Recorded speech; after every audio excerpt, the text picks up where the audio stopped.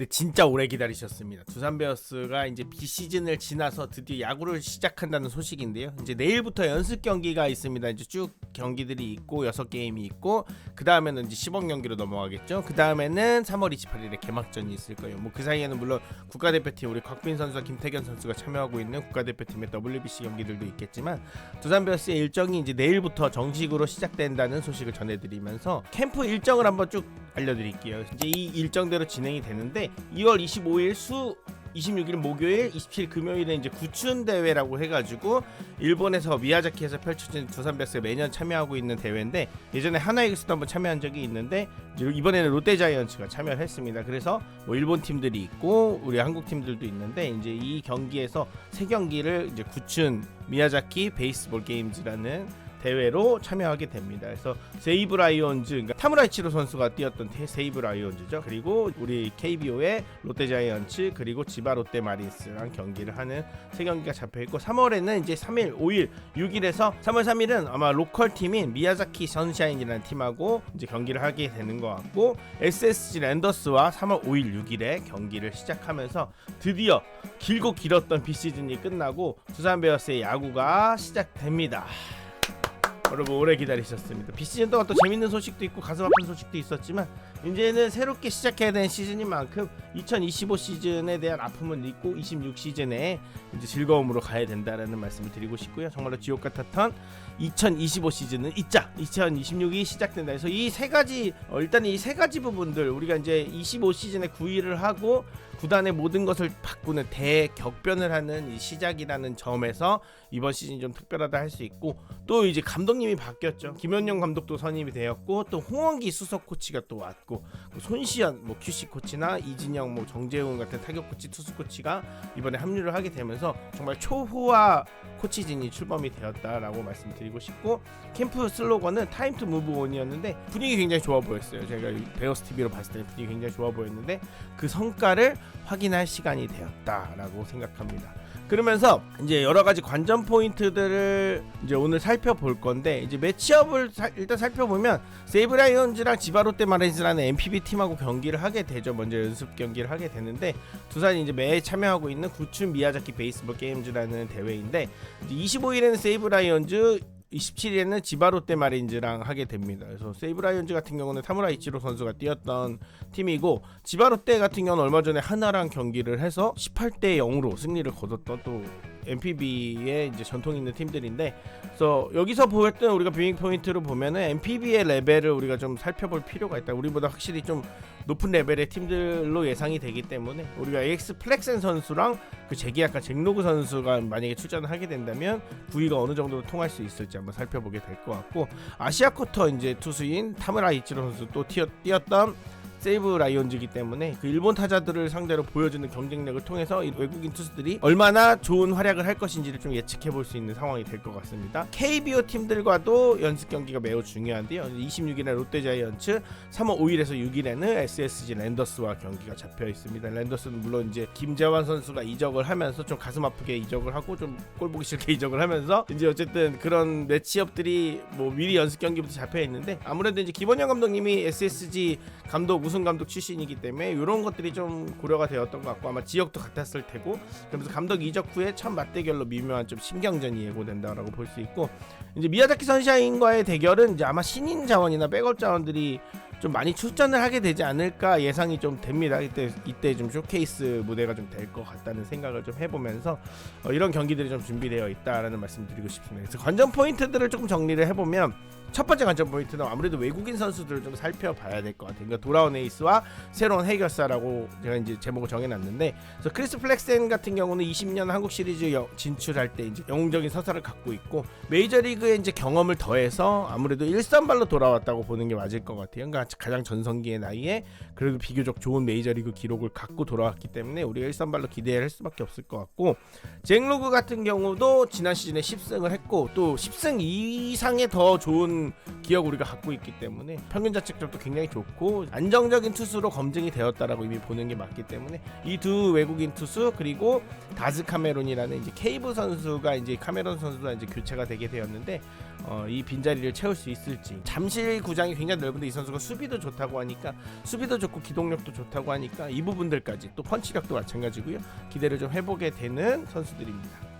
두 번째 관전 포인트는 우리가 이제 1, 2, 3 선발까지는 플렉센, 잭러구, 곽빈까지는 아무래도 정해져 있다라고 봐야 될 것 같고, 그 다음에 두 자리가 뭐 최승용 선수가 유력했다는 이야기도 있었지만 작년 같은 경우는 4선발 자원은 이제 최승용 선수가 가져가긴 했지만 이번에는 아마 이영하 선수가 좀 4선발로 유력하다는 얘기가 좀 있고 아무래도 테스트가 많이 진행될 것 같습니다. 그래서 이영하 선수가 새롭게 도전하는데 이번에 FA 계약을 좀 크게 맺으면서 불펜에 다시 선발로 돌아올 수도 있지 않을까라는 생각을 하면서 캠프의 불펜 피칭을 100구를 소화해내면서 이번엔 좀 다를 것이다 라고 증명을 할 수 있을지 그게 중요할 것 같고요. 또 이 자리 4, 5 선발을 경쟁하는 경쟁자들이 자완 최승용 선수가 있고 또 루키, 작년 시즌 루키죠, 최민석 선수, 그리고 또 작년 시즌 루키인 양재훈 선수 또 이렇게 있을 수 있습니다. 그래서 이 선수들 외에도 뭐 다른 후보들, 최원준 선수라든지 이런 후보들도 있지만 아무래도 이 선수들이 경쟁을 하게 되면서 4, 5 선발의 뎁스가 굉장히 두터워질 것 같다라는 예상을 해보고요. 김원영 감독의 이제 공격적인 투구에 대한 주문을 이 중에서 누가 수행할 수 있을지가 아마 4선발 자리, 5선발 자리의 주인공이 될 수 있을 것 같다라는 생각을 해봅니다.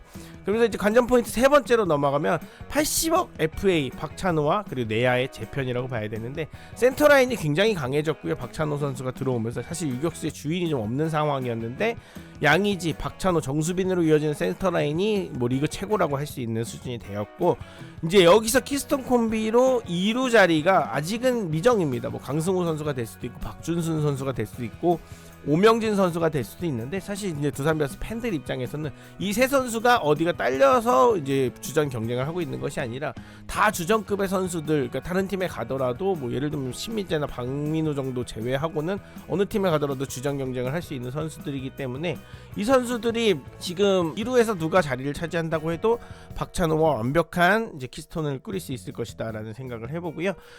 이제 김원영, 홍홍희 코치 이제 이 라인업이 강조하는 탄탄한 수비의 핵심이 아무래도 박찬호 선수를 중심으로 한 센터 라인 그리고 키스톤 콤비가 되지 않을까 싶습니다. 세대 교체가 잘 이루어지고 있는 느낌이다라는 생각을 볼 수 있을 것 같습니다. 이제 허경민 선수가 KT로 이적하고 김재호 선수가 은퇴를 하면서 내야가 조금 무너지는 느낌이 있어서 우리가 힘든 시즌들을 보냈는데, 아무래도 박찬호 선수가 왔기 때문에 이것들이 좀 사령관으로서 역할을 좀 해주지 않을까라는 생각을 해보면서요, 이 부분들 내야가 어떻게 안정화될 수 있을 것인가가 이제 관전 포인트가 될 수 있을 것이다 라고 볼 수 있을 것 같습니다. 관전 포인트 네 번째로 넘어갈게요. 두산의 미래, 우리가 화수분은 마르지 않는다. 그래서 두산의 키워드를 여러 가지를 살펴보면 뭐 우동수라는 키워드도 있었고 판타스틱 4라는 키워드도 있었고 그리고 발야구라는 키워드도 있었는데, 그 중에 또 가장 두산하면 떠오르는 키워드가 화수분이라고 볼 수 있을 것 같아요. 그래서 굉장히 많은 누군가 빠져도 누군가 들어오는 그런 화수분 야구를 지향을 했었는데, 굉장히 많은 팜 중에서 그게 실현이 잘 안 되는 건가 했던 시기도 잠깐 있었지만 2025 시즌 말미에 이제 그 모습들을 계속 보여줬거든요.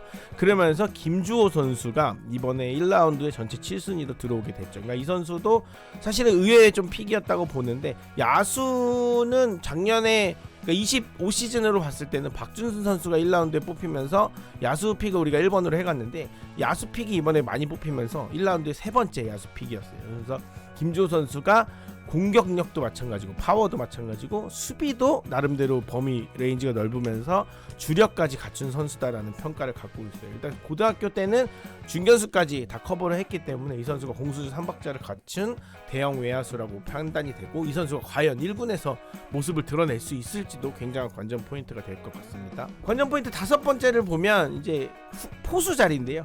양의지의 후계자를 찾는 여정이 이제 시작됐다라고 볼 수 있을 것 같습니다. 김기현 선수가 또 지난 시즌, 지지난 시즌 잘해줘가지고 우리가 양의지 선수가 지명타자로 갈 때나 이럴 때 이제 포수의 자리에서 지켜줬는데, 이번에는 이제 윤준호 선수까지 합류를 하면서 좀 더 포수 뎁스가 두터워졌다라고 볼 수 있을 것 같아요. 그러니까 상무에서 돌아온 윤준호 선수가 굉장히 펀치력을 갖고 돌아왔는데 청백전 연습 경기를 통해서도 도루저지까지 하는 모습을 보여주면서 포수에 대한 꿈을 좀 갖게 되었습니다. 그래서 양의지, 김기현, 윤준호 이 3인방의 포수 라인업의 또 뎁스가 굉장히 훌륭하다라고 볼 수 있을 것 같습니다. 상무 전역 후에 이제 바로 합류했던 퓨처스 타율을 3만 오픈구리, OPS가 1이 넘는 윤준호 선수의 이런 배팅 능력과 그리고 도루저지까지 가능했던 그런 모습들을 보면서 조금 무언가 두산 포수에 대한 또 포수 왕국의 원조죠. 그러니까 두산 베어스의 그런 기억들이 다시 살아나게 되면서 그러니까 윤준호 선수는 이제 양의지 선배가 이름이 거론될 때마다 부담스럽다고 했지만 상무에서의 기록을 1군에서도 증명하겠다고 밝히면서 자신감을 보여줬고요. 김기현과 치열한 백업 포수의 경쟁이 예고되면서 아마도 좋은 선순환의 경쟁, 그러니까 우리가 2루 경쟁을 좀 흐뭇하게 볼 수 있는 것처럼 백업 포수 경쟁도 좀 흐뭇하게 볼 수 있는 시즌이 될 것 같다라는 생각을 해봅니다. 그래서 김원형 감독 같은 경우는 이제 초구 스트라이크를 잡아라, 그러니까 볼넷을 극단적으로 싫어하는 감독이기 때문에 이승 감독님의 또 유명한 짤이 있죠. 그러니까 지금 이 짤을 보면 이게 사실은 경기를 졌을 때가 아니거든요. 랜더스 시절인데 경기를 이기고 나서 화를 내는 모습입니다. 왜냐면 투수가 너무 볼을 많이 던져서 너무 열받은 상태에서 김원형 감독님이 이제 경기를 이겼는데도 불구하고 화를 내고 있는 짤이 유명한 짤인데, 이 정도로 볼넷을 극혐하기 때문에 우리 투수들이 이제 볼 던지기보다는 적극적으로 승부하면서 뭐 캠프 때도 이런 얘기 계속 많이 하시더라고요. 맞아 나가더라도 승부해라 이렇게 얘기를 많이 하시더라고요. 그래서 아마 이런 공격적 투구를 누가 할 수 있을지, 어느 선수가 잘 소화해낼 수 있을지가 중요할 것 같고, 뭐 다스 카메론, 정수빈, 조수행 이런 라인업들이 또 이제 발야구 기동력을 보여줄 수 있을 야구를 할 것이다. 여기다 또 이제 박찬호 선수도 있죠. 그래서 박찬호 선수까지 합류가 됐기 때문에 굉장히 빠른 야구를 또 추구할 수 있거든요. 여기다 박준순 선수도 얼마든지 뛸 수 있고, 아까 신인이었던 김주호 선수도 뛸 수 있고, 뛸 수 있는 자원들이 굉장히 많아졌다. 그러면 이제 어쨌든 잠시를 쓰고 있기 때문에 우리가 큰 한방도 좋지만 계속 흔들면서 우리가 굉장히 잘했던 발야구를 또 다시 한번 할 수 있는 시즌이 되지도 않을까라는 생각을 해봅니다. 이 경기들을 우리 굉장히 반가운 얼굴이죠. 우리 천재 유격수 천유 김재호 전 선수, 두산 베어스 선수 지금 현재 해설위원이신데 6게임 모두를 베어스 TV를 통해서 우리 김재호 선수가 중계를 해줍니다. 김재호 해설위원이죠 이제는. 그래서 두산 베어스 레전드 유격수고 수비 위치 선정이라든지 이런 내야, 그러니까 박찬호 선수가 들어오면서 또 어떤 코멘트를 할지 굉장히 궁금해지고, 투수들의 심리까지 디테일한 분석까지 이어지는 중계가 있을 것 같아서 굉장히 기대가 되고, 캐스터는 또 이제 우리 KBS N스포츠 출신 뭐 야구라 또 진행하시는 강성철 캐스터님 이 이제 중계를 맡아주시니까 이 두 분의 콤비 굉장히 기대가 됩니다. 그래서 유튜브 채널 베어스 TV 통해서 아마 중계가 될 것 같고요. 이 경기를 수목금 일단은 3일 먼저 이렇게 쭉 연달아 보시면서 또 재미있는 시즌이 시작된다라고 알고 계시면 될 것 같습니다. 또 너무 기대가 되고요. 우리 베어스 선수들이 얼마나 준비를 잘했을까. 청백전을 통해서 봤을 때는 분위기가 굉장히 좋고 컨디션도 굉장히 좋아 보입니다. 그리고 곽빈 선수도 지금 WBC 대표팀에 합류해서도 굉장히 좋은 모습 보여줬기 때문에 아무래도 2026 시즌은 기대가 좀 많이 되는 시즌이다라고 볼 수 있을 것 같습니다. 일단은 1시, 이제 내일부터 수요일 1시부터 경기가 시작되니까요. 많은 중계 시청 부탁드리고, 또 야구 보고 나서 많은 이야기 여러분들과 나눌 수 있었으면 좋겠습니다. 재미있게 보셨다면 구독과 좋아요 부탁드리겠습니다. 감사합니다.